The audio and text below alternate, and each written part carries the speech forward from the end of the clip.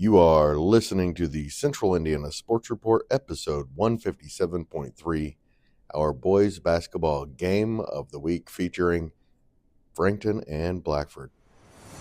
Michelle Garmon of the Tipton Tribune and Elwood Call Leader co-hosted. Guests are Blackford head coach Aaron Daniels and Frankton head coach Brent Brobston. You're listening to the Central Indiana Sports Report with your host, Greg Mengels. Michelle, our game of the night for Friday, of course, is in the CIC, as it has been almost every Friday so far this year.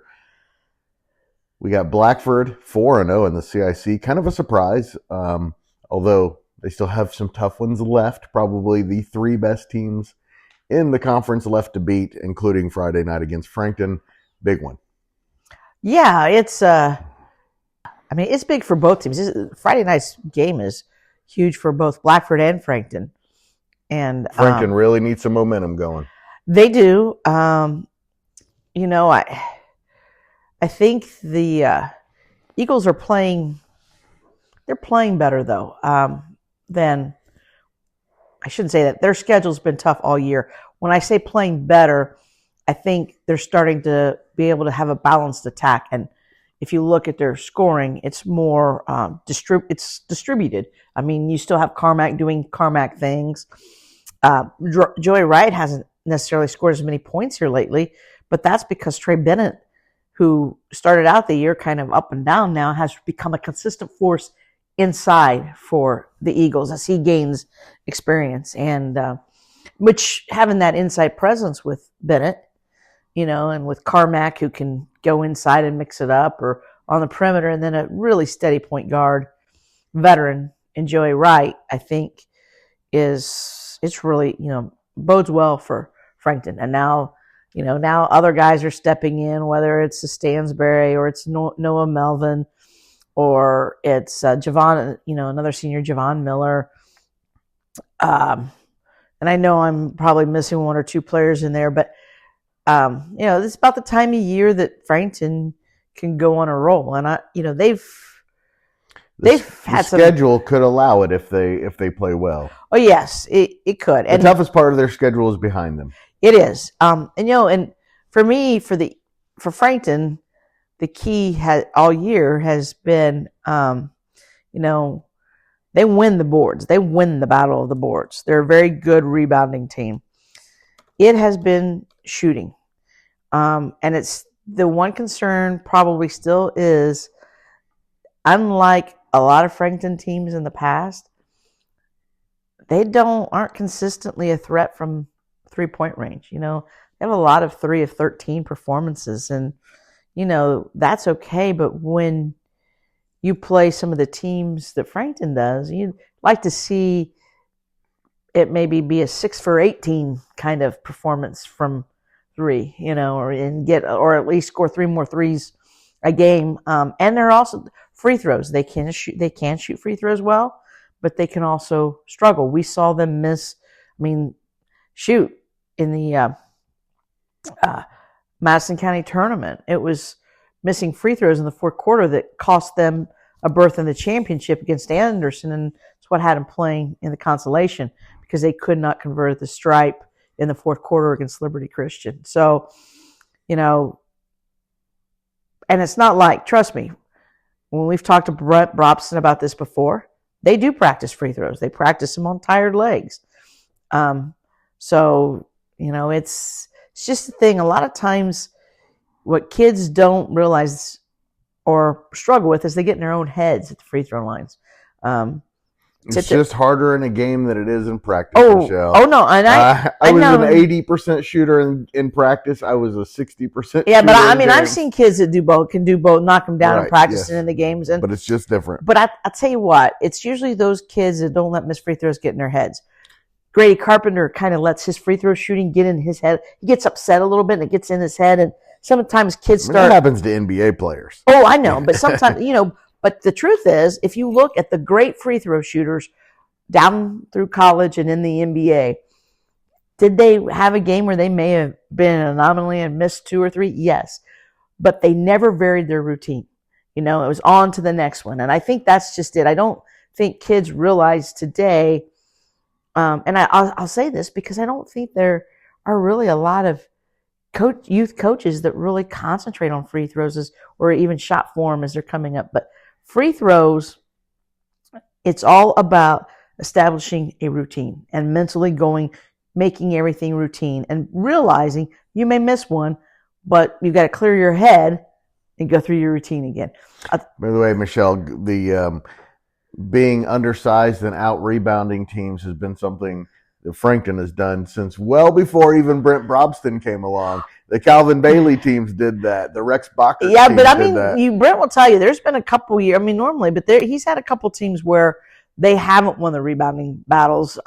Pretty impressive that they are right now, as small as they are. Yes, and they kind of won them last year. It's because they've got Carmack is such a scrapper, and that's what Bubba Nunley was. They got a lot of those. That's what Bubba Nunley was, in the past. But their guards also rebound well. I mean, I just think for Frankton, I think it's great they're having this game at home.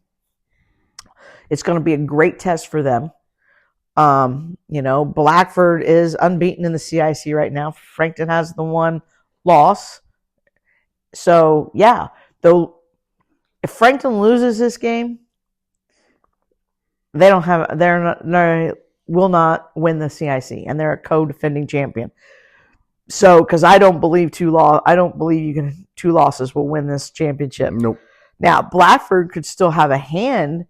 Sure. In that, sure. A loss Friday night's more detrimental to Frankton than Blackford. I mean, one loss, you're still in it, no doubt about it.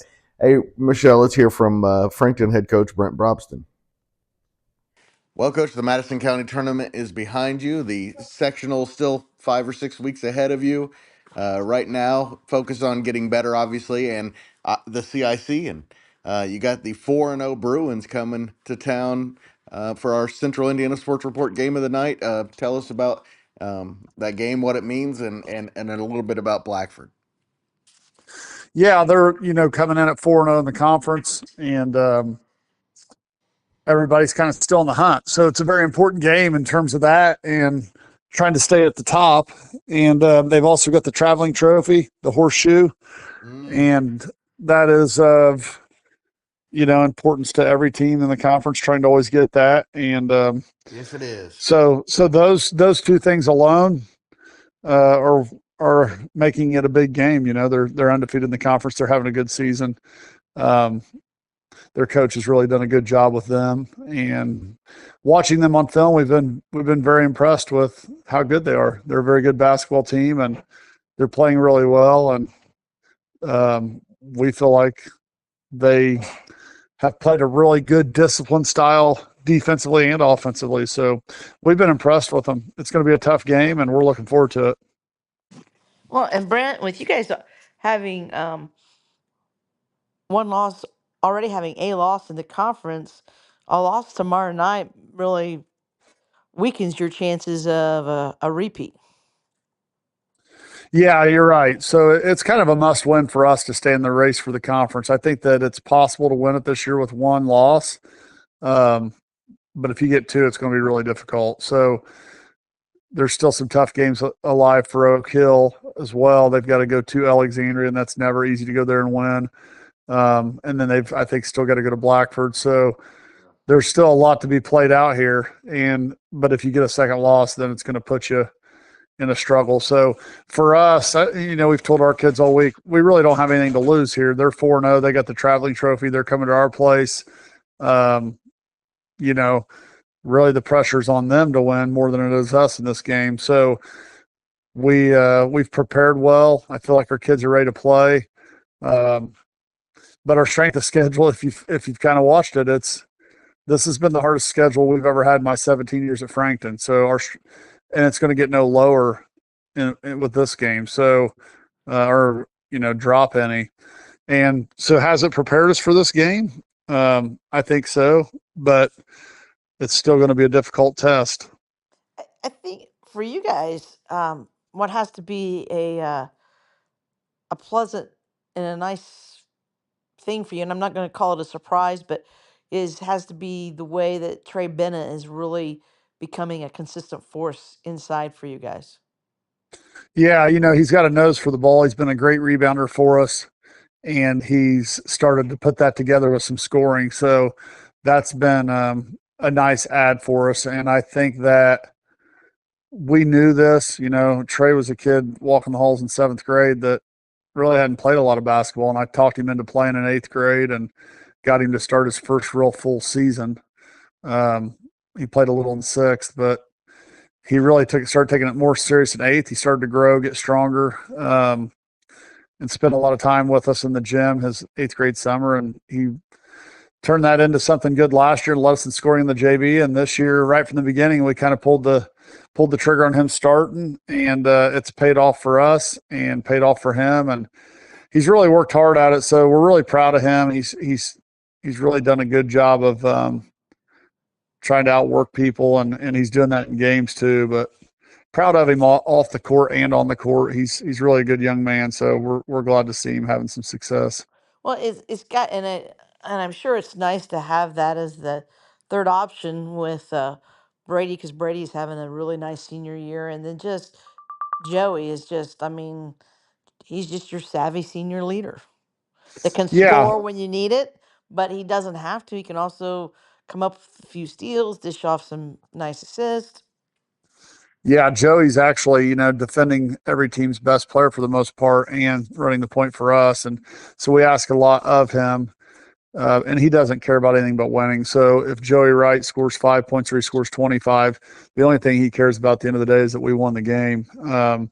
He's just been tremendous for us for 4 years. We can't say enough about that kid, and he's got a lot of heart and passion. And I think that he really took over the second half of the Madison Grant game in terms of the way he defended and got our guys going. But offensively, he was very unselfish in making all the right passes and really passed up some of his own shots to get other people's shots, which kind of tells you everything about Joey Wright. He's just a winner, and he's led us to winning seasons and conference championships. He's just wanting to add to that. And Carmack's had a phenomenal senior year. He really has. He's been a workhorse for us, and he's had to cut several double doubles, and just rebounding wise has been even better than I expected. We haven't been out rebounded all season, knock on wood. So we're hoping to keep that the same way and keep that going tomorrow. But Carmack's provided scoring too, so that's been something we thought he would do this year. But both those guys have been really, really good for us, and Trey's just been a nice add in that situation. And then we're really starting to get some really nice play out of Noah Melvin and Stansbury. They're starting to grow up and play better and play well for us, and do some things that we hadn't seen them do in the past year, and that's nice to see. And then we feel like we got guys off the bench. Javon Miller's a kid that could start for us too, but he comes off the bench and does things for us and gives us some added scoring and some different things. And so it's a group of all of them. And even the kid we wouldn't talk about probably the most in terms of the scoring and the defense and all that, Baron Dietzer, has just been a tremendous leader off the, when you don't start and you can be on the bench and you're applauding everybody and you're doing everything the right way. Kid's just an absolute class act, Baron Dietzer, and kids like that are really valuable to your program as well. And he's played some more minutes for us in the last couple of games. Besides obviously getting on a winning streak heading into the postseason, what is it this weekend? And of course, um, Blackford's not the only game. You also have Westdell. What is it this weekend going forward that you want to see from your team? Either something that you do well to see kind of perfect, or something you don't do well that you'd like to see your team do better. I think that we've got to come out and start off really well, and that's from a defensive standpoint. We've got to really up the ante defensively. The teams that win championships, and this is true probably at the majority of levels, but in the high school basketball level, the teams that win championships are the teams that defend and rebound really, really well. And those teams can make pretty good runs. It's always nice to have scoring, but those are the things that we're going to have to just continue to get better at. But we need to start the game off a little bit better than we have in the last couple of games, and we need to get off to a good start defensively. And I think that will help us offensively if we have that type of start. I think we just figured out offensively last week where we're at and what we want to do and what fits us. So to be honest, I think it took us 10 games to figure out what we were going to be good at and what we were going to be comfortable at offensively. And we're there. Like, we feel like, okay, now we know what we can do and what we're going to run and what we like. And now we got to spend the next 12 games ironing that out and making it better every single week. But we know what system we want to be in and what we want to use the majority of the time. So that's a good feeling for us from an offensive standpoint. But defensively, we've got to start off better. Just a little more energy, a little more toughness from the beginning of the tip, and not just have to do that in the second half when it's needed, because the Madison Grant game was a game in the second half defensively where we were just outstanding, but the first half was not. And so we got to get off to those better starts. One of the things that's really tough to do for any team is to play a really big game on Friday and come back with a game Saturday against a team your kids probably think they should beat. But that West Dell team is not bad at all. Of course, Josiah Love is averaging 25 points a game, and he's hardly alone. Julian Carpenter's a nice player.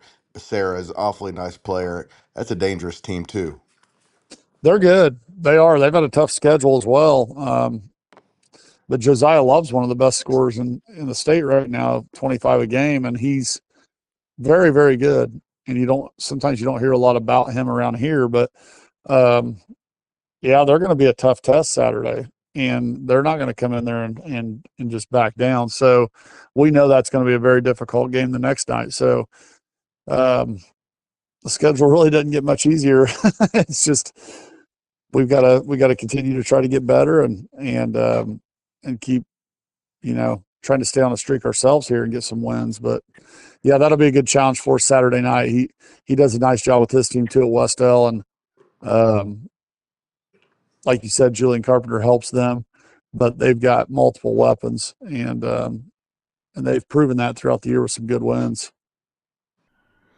Michelle, we've been talking when we talk about Blackford all year, mostly about their freshman star, Mari Leggett, but like Frankton, they have some good veterans as well, and that is led, of course, by Gage Baker, who's leading the team at 16.5 points per game.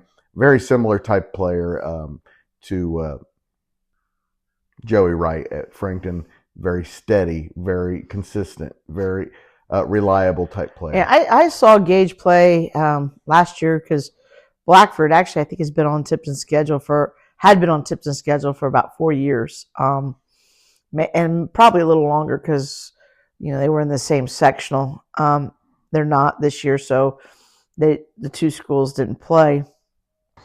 And Gage Baker, yeah, he's been impressive. I mean, that name, I remember that name. So since I don't cover Blackford on a regular basis or watch them, for me to recognize the name Gabe Baker means that he's done some things successfully in games I've witnessed that, have paid off for the Bruins. And Blackford can be, the thing with Blackford is they can knock down shots from outside, on the perimeter. They'll battle hard on the boards. And from what I remember from a year ago and the last 2 to 4 years is they, I guess even could go back before that because they were in that sectional. But I say the Brown years were a little bit different than since. But this, they don't shy away, even in those years. Blackford does not shy away from contact. They are a physical basketball team, and which makes that a good matchup because Frankton doesn't really shy away from contact either. They can be a physical team. Brady Carmack and Joey Wright kind of lead that. It should be a great matchup. For Frankton. For Blackford going in.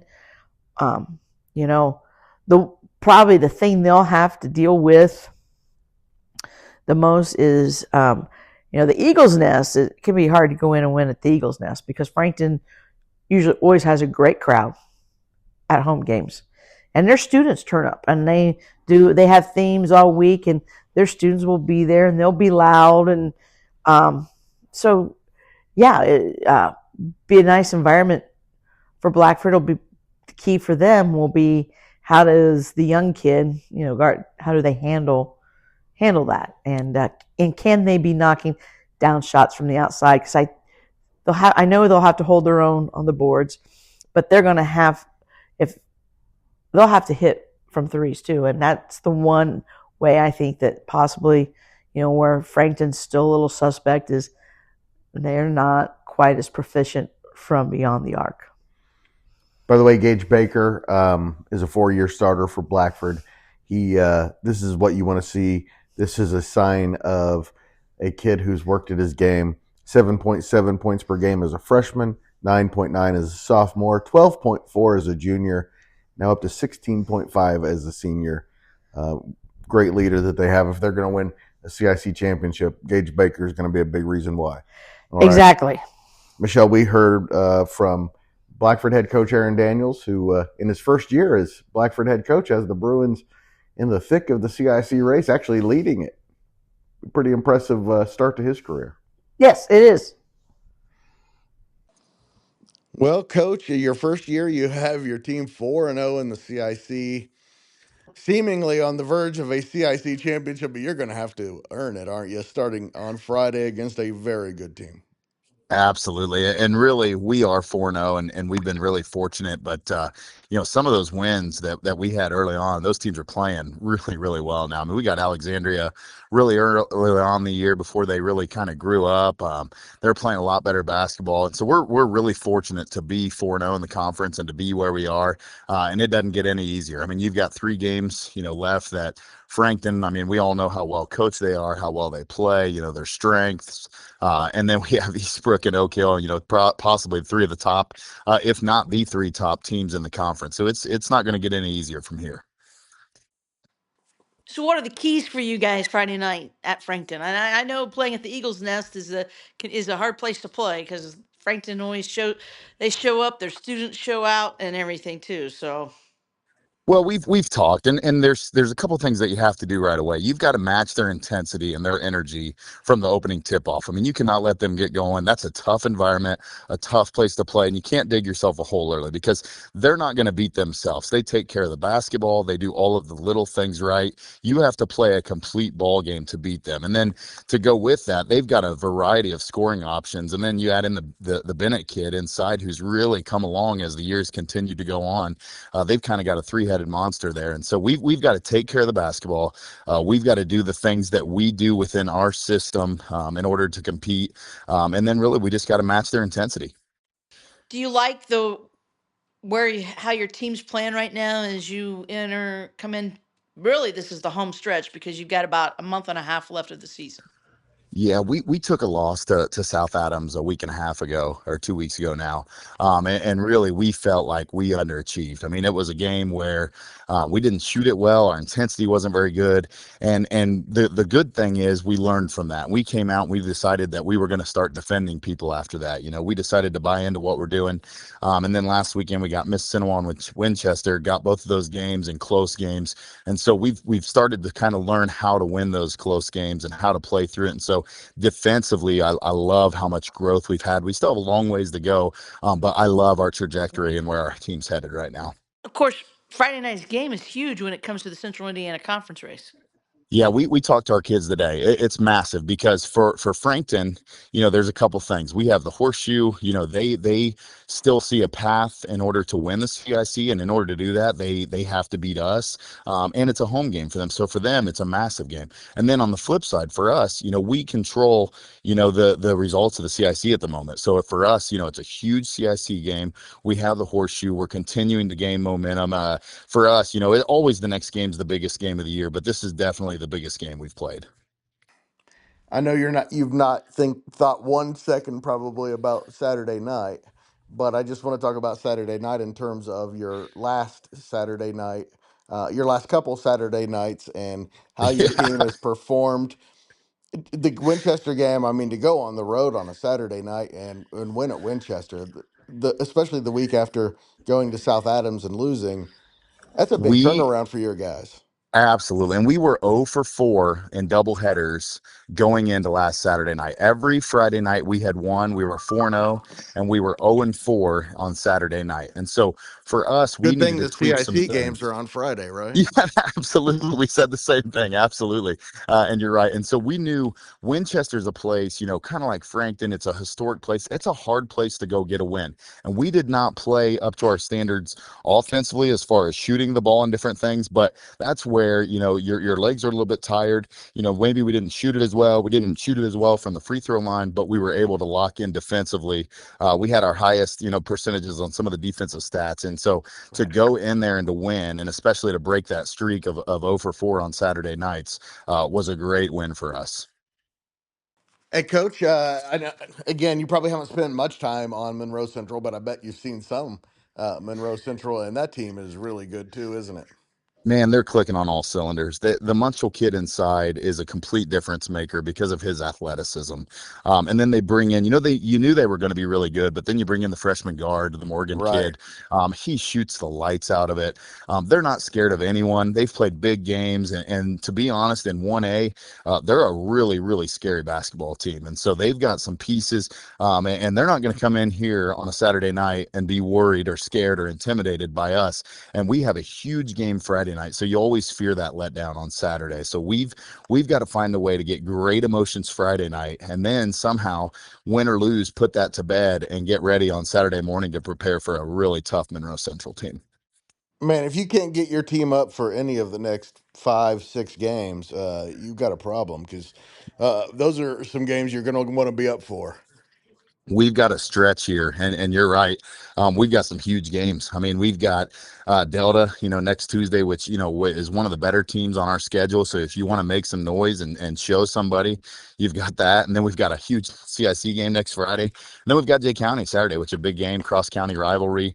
We've got some huge games coming up, and so it's we battled through that all the times. You got to try to find that medium road. You don't want to get too high. You definitely don't want to get too low. But you want to prep the same way, and it's tough when you have big games like that. Well, and you're talking about big games, but you're talking about them being 5 games in basically a week to 1 week or maybe 8 days. So Yeah, that's a absolutely. tough. And it's something that we've kind of struggled in. The holiday tournament, those bunch of games together, we went 1-2, and then you take in our 4 losses on Saturday nights after double headers. That's all of our losses. So it's a stretch that you'd rather do it now than in sectional on play Tuesday, Friday, Saturday.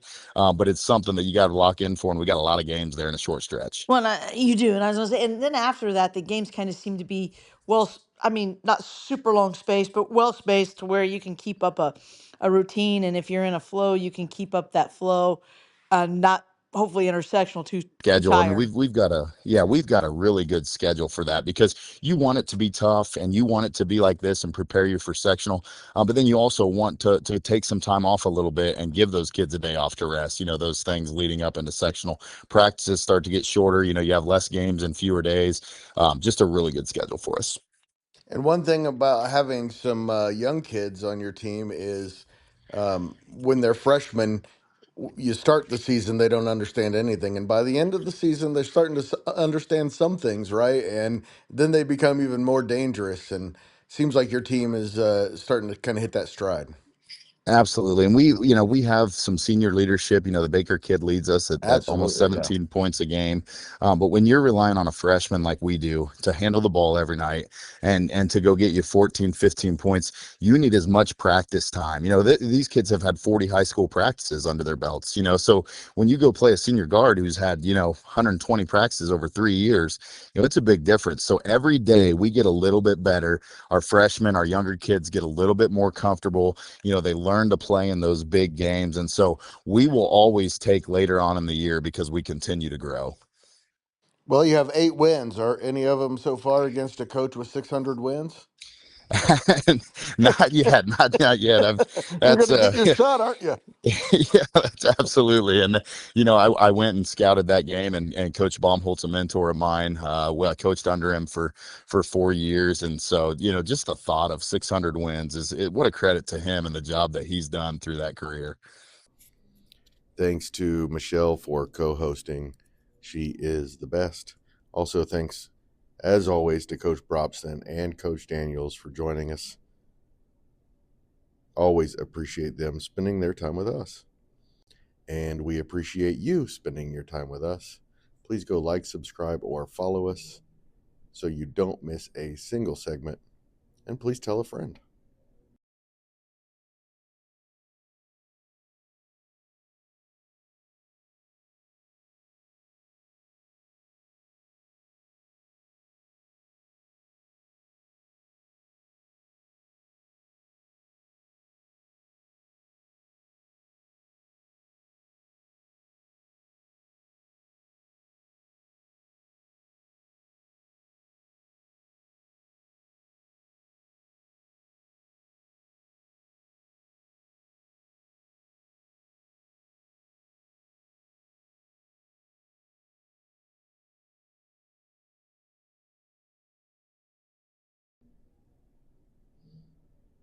The Central Indiana Sports Report is a product of ITG Media, and I love Susie.